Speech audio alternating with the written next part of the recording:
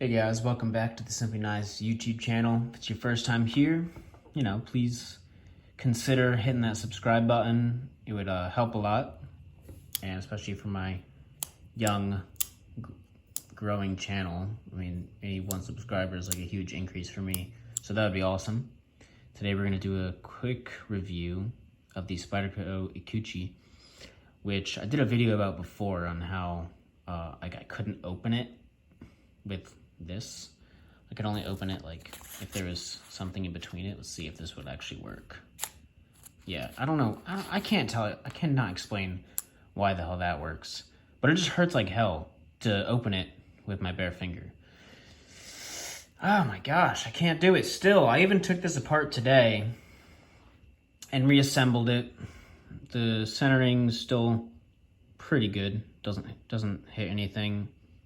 So I got it pretty much to its former glory after disassembling and reassembling it. But you know what? Since the first video, I just got really good at having like a finger position so that I can just use the compression lock to open and close it. So I'll keep it because this knife is like, to me, one of the best looking knives that I had. I mean, this knife really excels with just like the overall like lines of the knife. It's just so sweet. This is Spyderco CPM S30V steel, which is, one of the best steels that I own. So that's another cool thing about it. And, when I use the, compression lock, like look at how free flowing this thing is. So it's very nice. When I disassembled it, I tried to bend the lock bar back a little bit. I didn't want to do it too much because I also tried it on a different knife and did it too much. But maybe I'll try one more time later. Anyways, the Spyderco Ikuchi. It's got, nice sort of like carbon fibery sort of scales, but they're definitely, way grippier than a lot of carbon fiber that you might see. This is the, Ferrum Forge Mini Archbishop, and the carbon fiber is, it's just kind of like a laminate. Pretty smooth overall. Whereas on this, it's very textured, kind of can grab your fingers nicely, get a good grip on it. But yeah, I think, this knife is kind of like one that I could see me, despite its size, take into like a classier event maybe. I just think it looks so good. And also, like, even just like the grind lines on it. Look how good those look. They look amazing. Got that nice spider symbol there. Got a little spidey hole. I guess its main purpose must be to like insert something there to keep it closed, maybe. Or let's say you try to flick it open and it only gets to here, then you can just go like that. But yeah, I mean, so despite the fact that I cannot flick this open,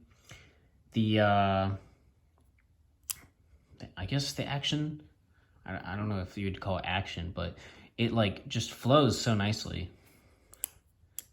And yeah, I got better at it so that I can normally just get it to this point and do a nice little quick close. I do like the wire clip a lot as well, although it is like sticking up. I tried to redo that today, and it's still just how it was before, where it just kind of sticks up a little bit. It might nab your pocket a tiny bit, but to me it might, but it probably won't. It's not really too big of a deal. It's got open pillar construction. I really like the use of a compression lock. The only other knife that I had that had one was the PM2, which was very nice. Centering is nice. Look at that tip. Look how sharp and pointy that thing is. It's just very nice. Let's cut some stuff.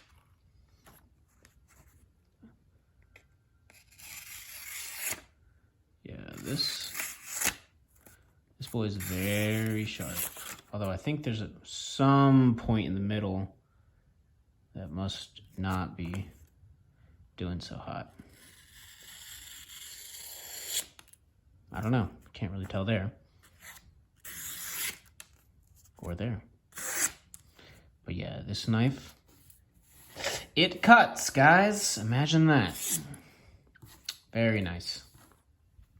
But this knife is super sleek. I think the real way that it wins is just how it looks.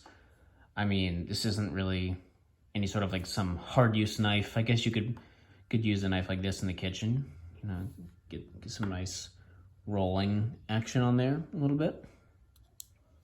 It's got an amazing steel. The lines on it are just absolutely exceptional. Obviously, you know, it needs to have, I guess, a detent that actually works for me. I'll try to fix that again, but it really should come where you can actually do that without a problem. So that's a big problem with this knife, probably the biggest, and it really is super frustrating. But you know what? This knife looks so damn good that I don't even care that much about it. I mean, no, sorry, I care about the knife, but I don't care much about that problem. So anyways, guys, let me know what you think about this knife. If you have any suggestions, I'll probably try disassembling it and bending it just a tad bit further back. Maybe that'll fix it. But yeah, this knife is an absolute gem in my eyes.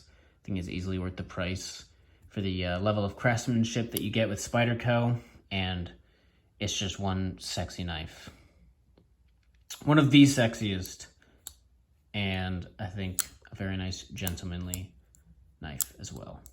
All right, guys, that's it for the review right now. Let me know if I should include other things in the future. Well, I guess, you know what, ergonomics,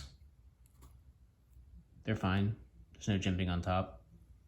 Feels good in the hand though.